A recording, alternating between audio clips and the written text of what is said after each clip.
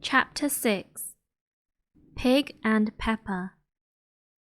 For a minute or two, she stood looking at the house and wondering what to do next, when suddenly a footman in livery came running out of the wood. She considered him to be a footman because he was in livery. Otherwise, judging by his face only, she would have called him a fish, and rapped loudly at the door with his knuckles. It was opened by another footman in livery, with a round face and large eyes like a frog, and both footmen, Alice noticed, had powdered hair that curled all over their heads. She felt very curious to know what it was all about, and crept a little way out of the wood to listen. The fish footman began by producing from under his arm a great letter, nearly as large as himself, and this he handed over to the other, saying in a solemn tone, "For the Duchess, an invitation from the Queen to play croquet." The frog footman repeated, in the same solemn tone, only changing the order of the words a little, "An invitation for the Duchess to play croquet." Then they both bowed low, and their curls got entangled together. Alice laughed so much at this that she had to run back into the wood for fear of their hearing her, and when she next peeped out, the footman was gone, and the other was sitting on the ground near the door, staring stupidly up into the sky. Alice went timidly up to the door and knocked. "There's no sort of use in knocking," said the footman, "and that for two reasons. First, because I am on the same side of the door as you are. Secondly, because they're making such a noise inside, no one could possibly hear you." And certainly there was a most extraordinary noise going on within, a constant howling and sneezing, and every now and then a great crash, as if a dish or kettle had been broken to pieces. "Please then," said Alice, "how am I to get in?" "There might be some sense in your knocking," the footman went on without attending to her. "If we had the door between us. For instance, if you were inside, you might knock, and I could let you out, you know." He was looking up into the sky all the time he was speaking, and this Alice thought decidedly uncivil. "But perhaps he can't help it," she said to herself. "His eyes are so very nearly at the top of his head. But at any rate, he might answer questions. How am I to get in?" she repeated aloud. "I shall sit here," the footman remarked, "till tomorrow." At this moment the door of the house opened, and a large plate came skimming out, straight at the footman's head. It just grazed his nose, and broke to pieces against one of the trees behind him. "Or next day, maybe," the footman continued in the same tone, exactly as if nothing had happened. "How am I to get in?" asked Alice again, in a louder tone. "Are you to get in at all?" said the footman.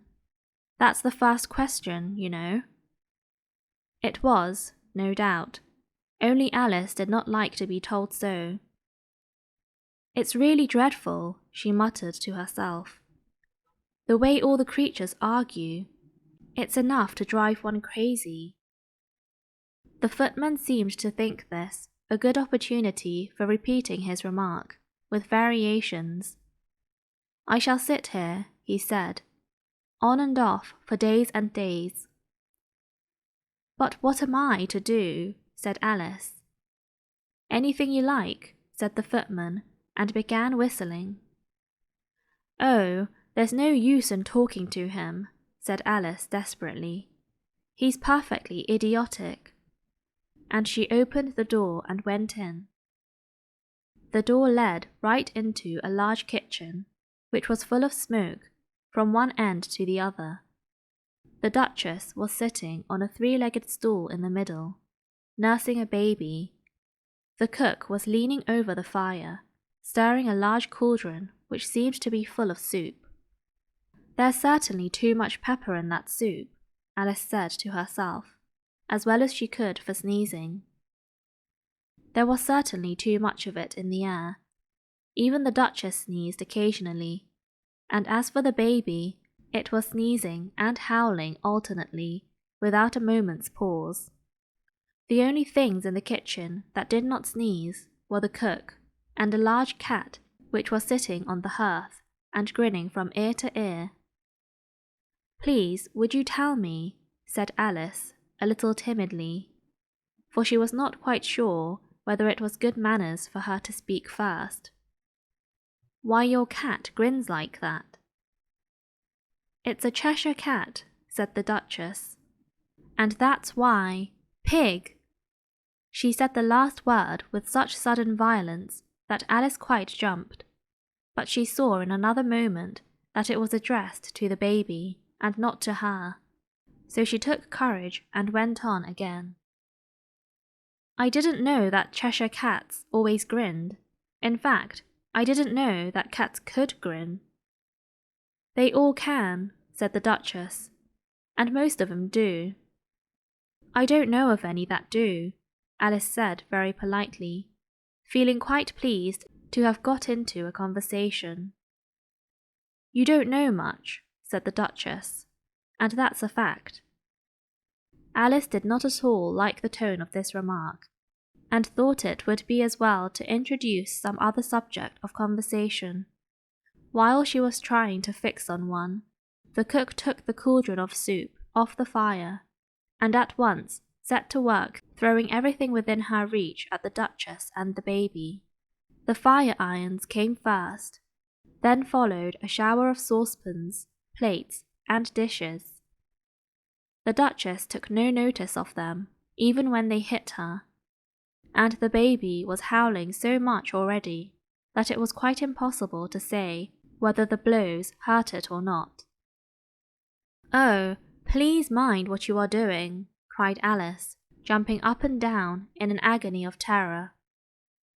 "Oh, there goes his precious nose," as an unusually large saucepan flew close by it and very nearly carried it off.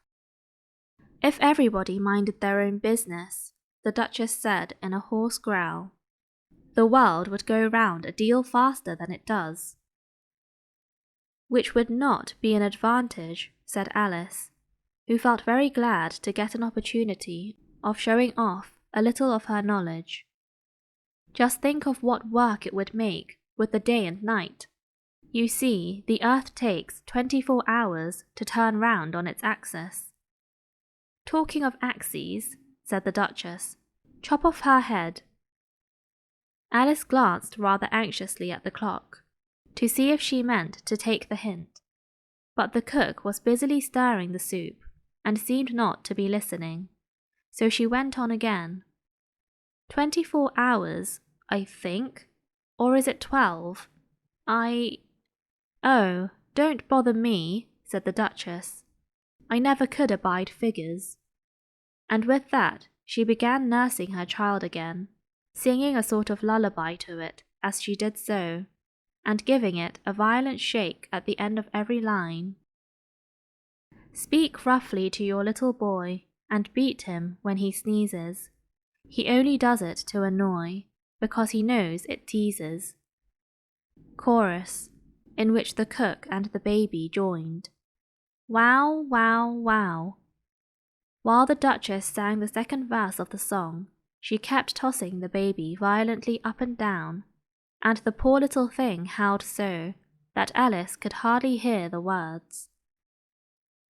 "I speak severely to my boy, I beat him when he sneezes, for he can thoroughly enjoy the pepper when he pleases." Chorus. Wow, wow, wow.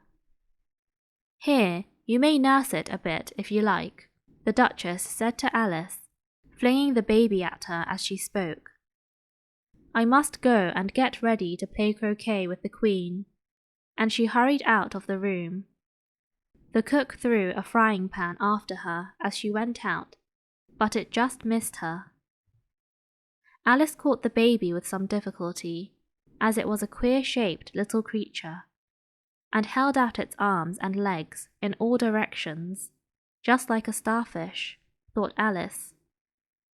The poor little thing was snorting like a steam engine when she caught it, and kept doubling itself up and straightening itself out again, so that altogether, for the first minute or two, it was as much as she could do to hold it. As soon as she made out the proper way of nursing it, which was to twist it up into a sort of knot, and then keep tight hold of its right ear and left foot, so as to prevent its undoing itself, she carried it out into the open air. If I don't take this child away with me, thought Alice, they're sure to kill it in a day or two. Wouldn't it be murder to leave it behind? She said the last words out loud, and the little thing grunted in reply. It had left off sneezing by this time. Don't grunt, said Alice. That's not at all a proper way of expressing yourself. The baby grunted again, and Alice looked very anxiously into its face to see what was the matter with it. There could be no doubt that it had a very turn-up nose, much more like a snout than a real nose. Also, its eyes were getting extremely small for a baby. Altogether, Alice did not like the look of the thing at all. But perhaps it was only sobbing, she thought, and looked into its eyes again, to see if there were any tears. No, there were no tears. If you're going to turn into a pig, my dear, said Alice seriously, I'll have nothing more to do with you. Mind now. The poor little thing sobbed again, or grunted, it was impossible to say which, and they went on for some while in silence. Alice was just beginning to think to herself, now, what am I to do with this creature when I get it home? When it grunted again so violently that she looked down into its face in some alarm. This time there could be no mistake about it. It was neither more nor less than a pig, and she felt it would be quite absurd for her to carry it further. So she set the little creature down and felt quite relieved to see it trot away quietly into the wood. If it had grown up, she said to herself, it would have made a dreadfully ugly child, but it makes rather a handsome pig, I think. And she began thinking over other children she knew, who might do very well as pigs, and was just saying to herself, if one only knew the right way to change them, when she was a little startled by seeing the Cheshire Cat sitting on a bough of a tree a few yards off. The cat only grinned when it saw Alice. It looked good-natured, she thought, still it had very long claws and very many teeth, so she felt that it ought to be treated with respect. Cheshire Puss, she began, rather timidly, as she did not at all know whether it would like the name. However, it only grinned a little wider. Come, it's pleased so far, thought Alice, and she went on. Would you tell me, please, which way I ought to go from here? That depends a good deal on where you want to get to, said the cat. I don't much care where, said Alice. Then it doesn't matter which way you go, said the cat. So long as I get somewhere, Alice added as an explanation. Oh, you're sure to do that, said the cat, if you only walk long enough. Alice felt that this could not be denied, so she tried another question. What sort of people live about here? In that direction, the cat said, waving its right paw round, lives a hatter, and in that direction, waving the other paw, lives a March hare. Visit either you like, they're both mad. But I don't want to go among mad people, Alice remarked. Oh, you can't help that, said the cat. We're all mad here. I'm mad, you're mad. How do you know I'm mad? Said Alice. You must be, said the cat, or you wouldn't have come here. Alice didn't think that proved it at all. However, she went on. And how do you know that you're mad? To begin with, said the cat, a dog's not mad. You grant that? I suppose so, said Alice. Well then, the cat went on. You see, a dog growls when it's angry and wags its tail when it's pleased. Now, I growl when I'm pleased and wag my tail when I'm angry. Therefore I'm mad. I call it purring, not growling, said Alice. Call it what you like, said the cat. Do you play croquet with the Queen today? I should like it very much, said Alice, but I haven't been invited yet. You'll see me there, said the cat, and vanished. Alice was not much surprised at this. She was getting so used to queer things happening. While she was looking at the place where it had been, it suddenly appeared again. By the by, what became of the baby? Said the cat. I'd nearly forgotten to ask. It turned into a pig, Alice quietly said, just as if it had come back in a natural way. I thought it would, said the cat, and vanished again. Alice waited a little, half expecting to see it again, but it did not appear, and after a minute or two she walked on in the direction in which the March Hare was said to live. I've seen hatters before, she said to herself. The March Hare will be much the most interesting, and perhaps, as this is May, it won't be raving mad. At least not so mad as it was in March.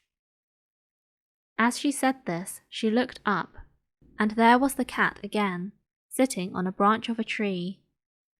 Did you say pig or fig? Said the cat.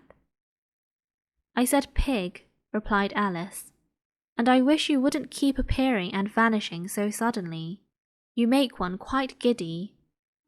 All right, said the cat, and this time it vanished quite slowly, beginning with the end of the tail and ending with a grin, which remained some time after the rest of it had gone. Well, I've often seen a cat without a grin, thought Alice, but a grin without a cat. It's the most curious thing I ever saw in my life. She had not gone much farther before she came in sight of the house of the March Hare. She thought it must be the right house, because the chimneys were shaped like ears, and the roof was thatched with fur. It was so large a house that she did not like to go nearer till she had nibbled some more of the left-hand bit of mushroom, and raised herself to about 2 feet high. Even when she walked up towards it rather timidly, saying to herself, suppose it should be raving mad after all. I almost wish I'd gone to see the Hatter instead.